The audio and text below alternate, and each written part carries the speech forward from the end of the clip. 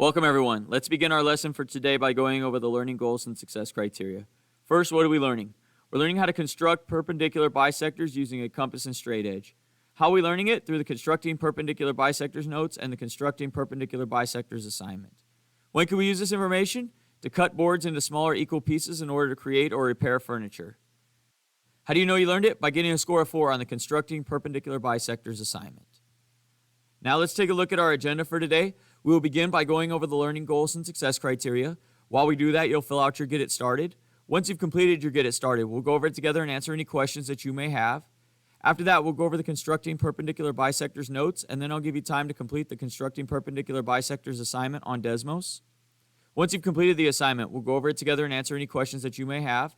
At the end of class, we'll go back over our learning goals and success criteria while you fill out your Before You Go. Your only homework for tonight is to continue working on the construction study guide and any incomplete assignments that you may have. Let's take a look now at the Constructing Perpendicular Bisectors notes. The notes begin with the learning goals and success criteria.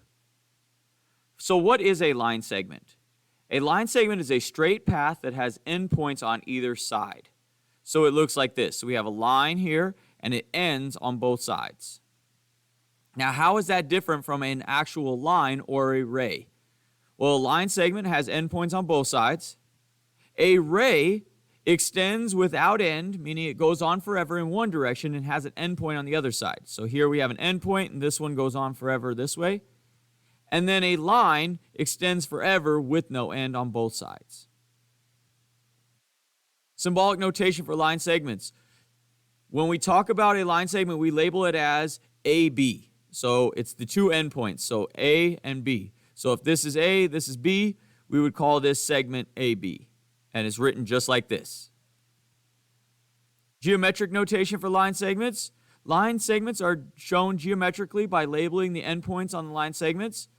A dash is typically drawn through the line segment to demonstrate the segment length. So for instance, we have a segment here with these two endpoints. Congruency and similarity. Congruent line segments are line segments that are of the same size, shape, and angle measure, so they're exactly the same.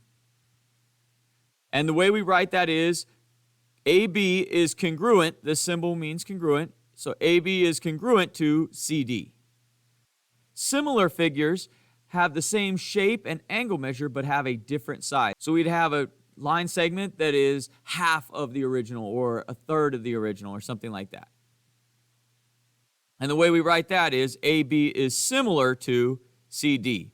So congruent is an equal sign with the squiggly over the top. Similar is the double squiggly.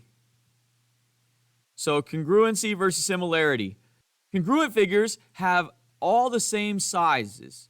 So notice all of my triangles here, both of my triangles, have exactly the same angle measures and same side lengths. They look exactly the same. That is congruent. Now similar means that it's blown up or shrunk down. So it's all the same size and shape. It's proportional, but it's not the same size. It blows up or shrinks down. So we can see that this triangle here is this one blown up. Geometric notation for congruent line segments.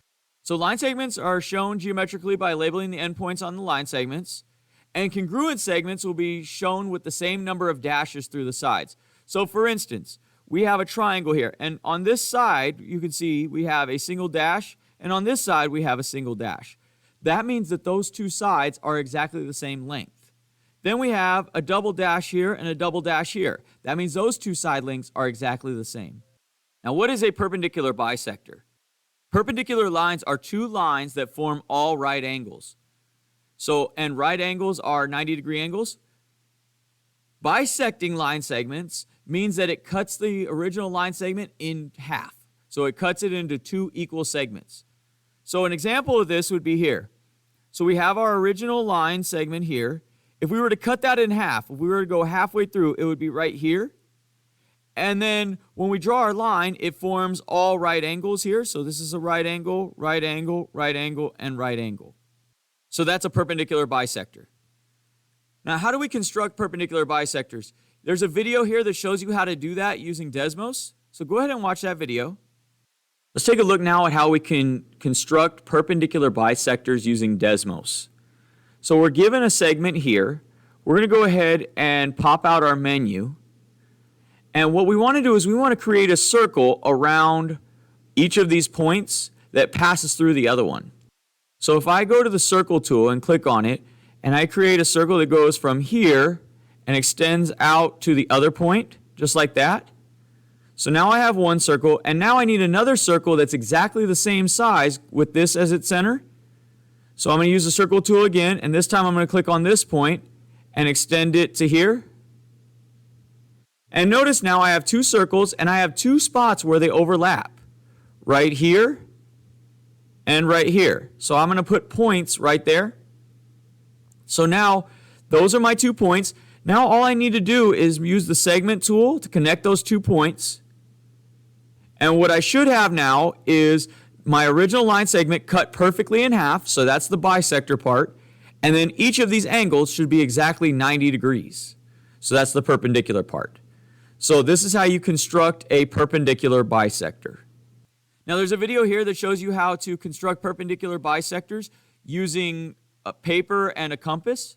So you can go ahead and watch that video as well. How to bisect a segment. First, have a segment.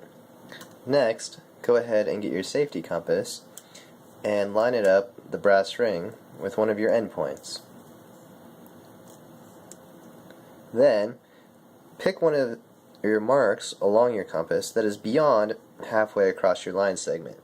That way that we can make an arc above and below, come to the other end, do the same thing, and somewhere those two arcs will crisscross.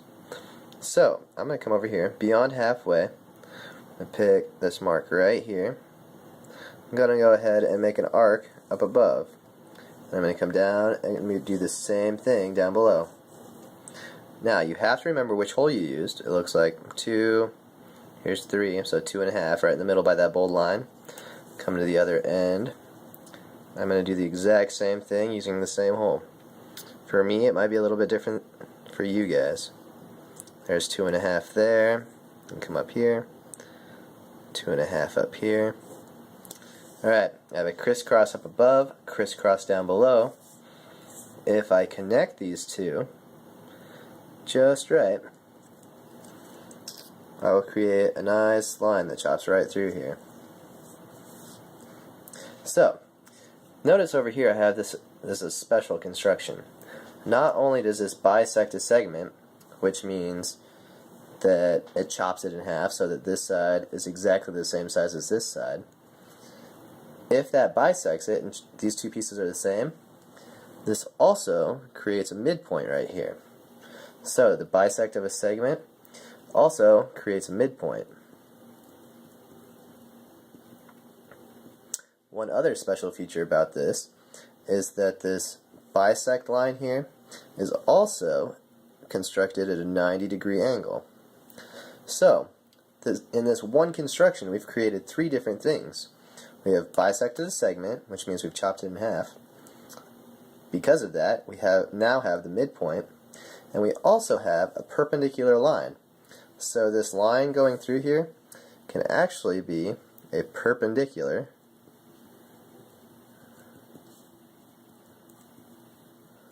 bisector. This is a 3-in-1, very special construction, and that's how you bisect a segment. Create a midpoint, or create a perpendicular bisector. Let's talk now about how to sign in to Desmos to complete your work. So what we're going to do is you're going to click on the link to go to the assignment, and it should take you to a page that looks kind of like this. And right here where it says sign in with Google, we're going to click there. And it's going to pop up with our email accounts. You're going to click on your school email account, and it should already have you logged in because you should have already been logged in using Google Classroom.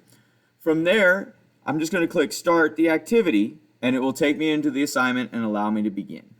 So that's how you will log in to Desmos using Google. Let's take a look now at the Constructing Perpendicular Bisectors assignment. The assignment begins with the learning goals and success criteria. If we scroll down, we see a link here to take us to the Desmos activity. Go ahead and click on that link, and it should take you to a page that looks like this. You'll go ahead and click Start the Activity.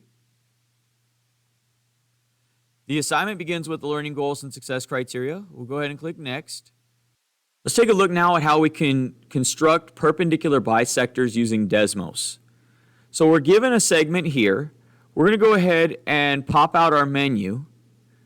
And what we want to do is we want to create a circle around each of these points that passes through the other one. So if I go to the circle tool and click on it, and I create a circle that goes from here and extends out to the other point, just like that. So now I have one circle, and now I need another circle that's exactly the same size with this as its center. So I'm going to use the circle tool again, and this time I'm going to click on this point and extend it to here. And notice now I have two circles, and I have two spots where they overlap, right here and right here. So I'm going to put points right there. So now those are my 2 points. Now all I need to do is use the segment tool to connect those 2 points. And what I should have now is my original line segment cut perfectly in half, so that's the bisector part. And then each of these angles should be exactly 90 degrees. So that's the perpendicular part. So this is how you construct a perpendicular bisector. Now let's take a look at this one. So we go ahead and pop out our menu. We need to slide this over so we have a little bit of space. And then we're going to just use a circle tool. So circle from here to here. And we're going to do the same thing from here to here. And now we can see now that we have 2 points of intersection. If we need to, we can kind of squeeze this in a little bit, just drag that in so we can see it. Now we can go ahead and use our segment tool to connect this point and this point. And now we've created a perpendicular bisector. And you'll continue to do that for each of these until you get to slide 5. Once you get to slide 5, you're going to create your own segment and then create its perpendicular bisector. And you'll do the same thing for slides 6 and 7. And then once you're done with slide 7, you'll go ahead and go back to your Google form and click Next. This will take you to your Before You Go. Go ahead and fill out your Before You Go and then submit your work on Google Classroom.